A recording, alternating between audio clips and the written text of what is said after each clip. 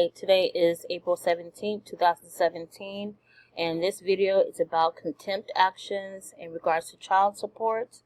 I'm in California, so we're going to go over some California, some civil procedure codes, and then we're going to go into the federal code, USC codes.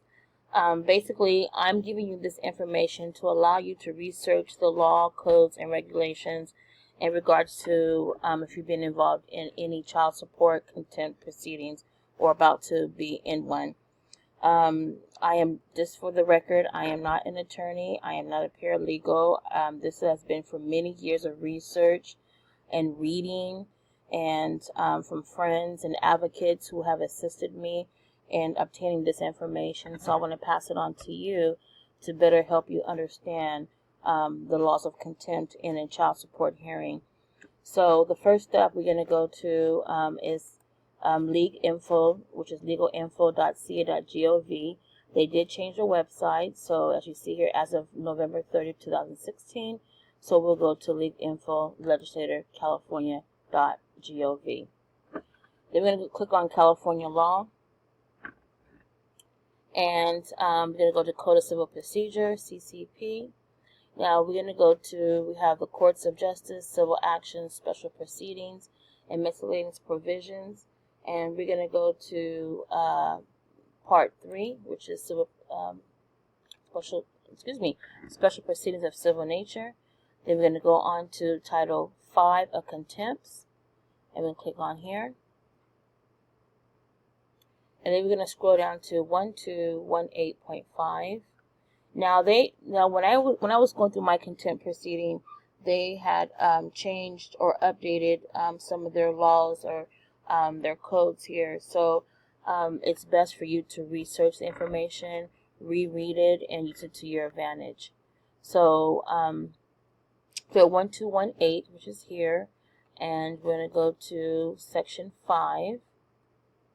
Oh, 0.5 rather, I'm sorry. It says here, if the contempt alleges for failure to pay child, family, or spousal support each month for which payment has not been made in full may be alleged as a separate count of contempt and punishment imposed for each count proven. And B, if the contempt alleged is the failure to pay family or spousal support, the period of limitations for commencing a contempt action is 3 years from the date of the alleged payment that was due. If the action before the court is enforcement of another order under the Family Code, the period of limitations for commencing a contempt action is 2 years from the time that the alleged contempt occurred. And there are some samples online you can search for yourself in regards to this other action, but in order for contempt proceeding to take place in regards to child support, they have up to 3 years from the date of the alleged debt was due. So, okay. And so now we're going to go to United States government website, which is gpo.gov. We're going to go to the left side of GPO, Federal Digital System. We're going to go over to the left, to the right, under Browse, click on United States Codes. And then, let me bring this up for you. And then here it states here that the United States Code does not include regulations issued by executive branch agencies, decisions of the federal courts, treaties, or laws enacted by state or local governments. You can read on further.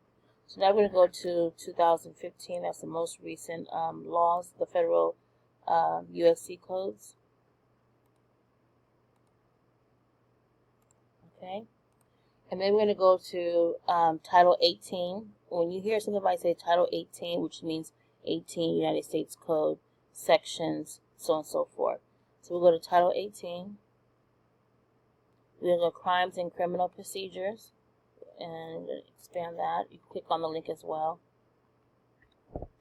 And then we're going to go under the Table of Contents. We'll go to Part 1 of Crimes. Okay, and then we're going to go to Chapter 77, which is here, Peonage, Slavery, and Trafficking in Persons. Click on that. And then we'll use section 1581.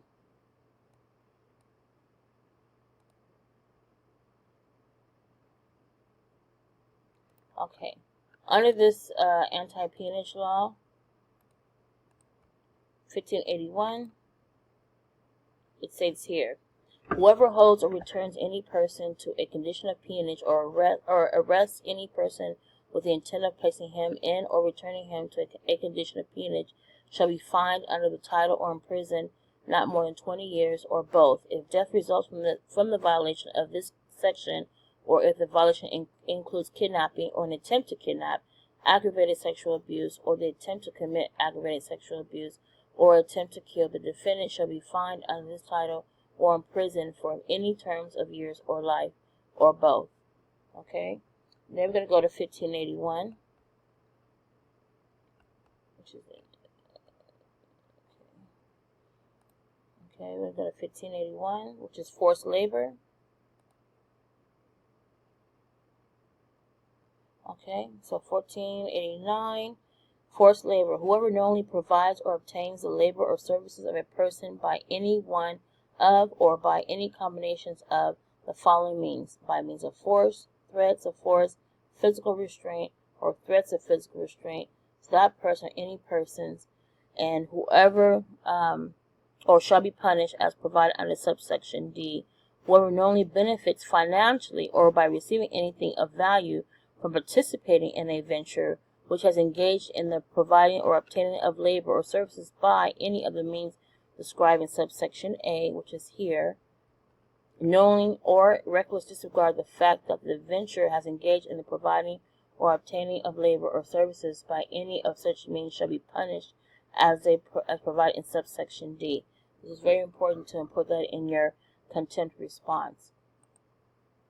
The next one we'll go to, put this out, is 1592. Unlawful conduct with respect to documents and furtherance of trafficking, peonage, slavery. So we'll click on that. And 1592 should be on the left. Okay, unlawful conduct with respect to documents and furtherance of trafficking, peonage, slavery, involuntary servitude, or forced labor. Okay. Whoever it knowingly destroys, conceals, removes, confiscates, or possesses any actual or purported passport or other immigration documents or any other actual or purported government identification, that's your California identification, driver's license, so on and so forth, of any person in this course of a violation of section 1581, to prevent or restrict or to attempt to prevent or restrict without lawful authority the person's liberty to move or travel in order to maintain the labor or services of that person when the person is or has been a victim of a severe form of trafficking in persons as defined in section 103 of the Trafficking Victims Protection Act 2000. And you can read on further there. Okay, and the next one, we're going to go to Title 18.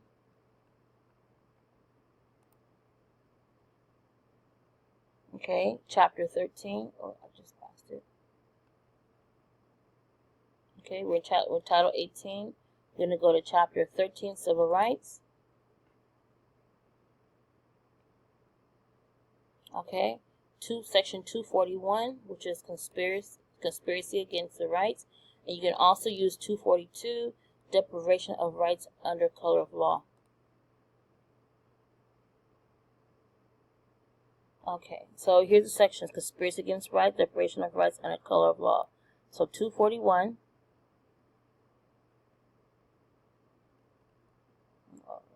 Okay, right here.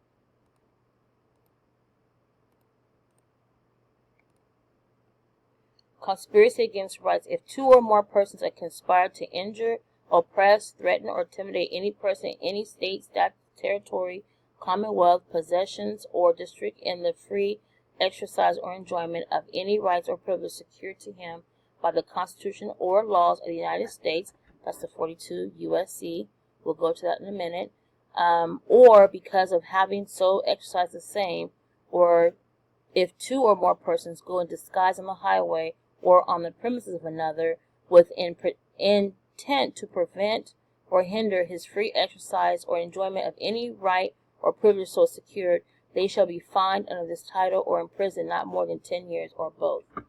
This is very important. Incorporate that in your contempt proceedings, because I did. And number 2, deprivation of rights under color of law. Whoever under the color of law, because all your state actors are acting under the color of law. Whoever under color of law, of any law, statute, ordinance, regulation, or custom willfully subjects any person in any state, territory, commonwealth, possession, or district to deprivation of any rights, privileges, or immunities secured or protected by the Constitution or laws of the United States, or to different punishments, pains, or penalties on account of such, and it goes on. This is very important. You need to read this. It's under USC Code 18 or Title 18, and that's under Chapter 13, Section 241 and 242. Then the last one we're going to go through, close this out. Okay, we're going to go to Title 42. That's way down here. Title 42, Public Health and Welfare.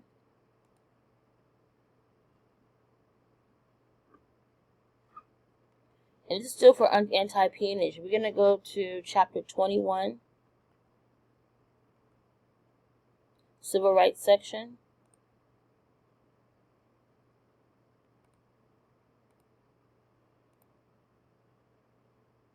Okay, and we're going to go to Section 1994. Let's see.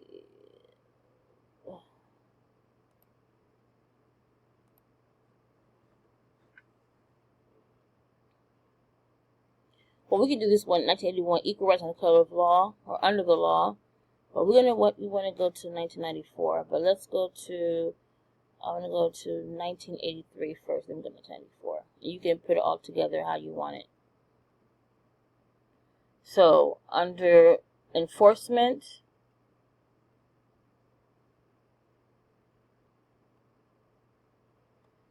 okay.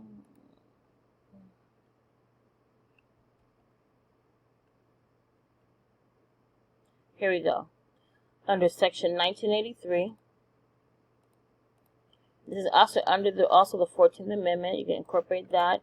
It says, every person who, under color of law of any state, ordinance, regulations, custom, or usage, and this is in the 14th Amendment as well, any citizen of the United States or any or other persons within the jurisdiction thereof to deprivation of any rights, privileges, or immunities secured by the Constitution and law shall be liable to the party injured in an action at law, suit, and equality. See, now with this one, there's not a statute of limitations to bring a civil rights action, but in each state for injury cases, like in California, it's 2 years.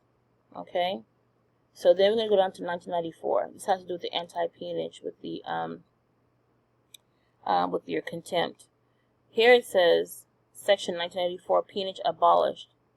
The holding of any person to service or labor under the system known as peonage is abolished and forever prohibited in any territory or state of the United States.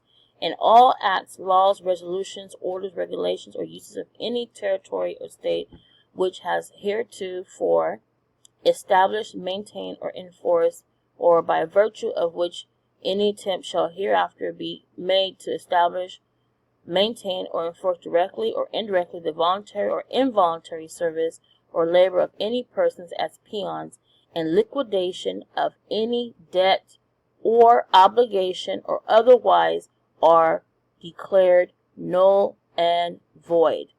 And there you have it.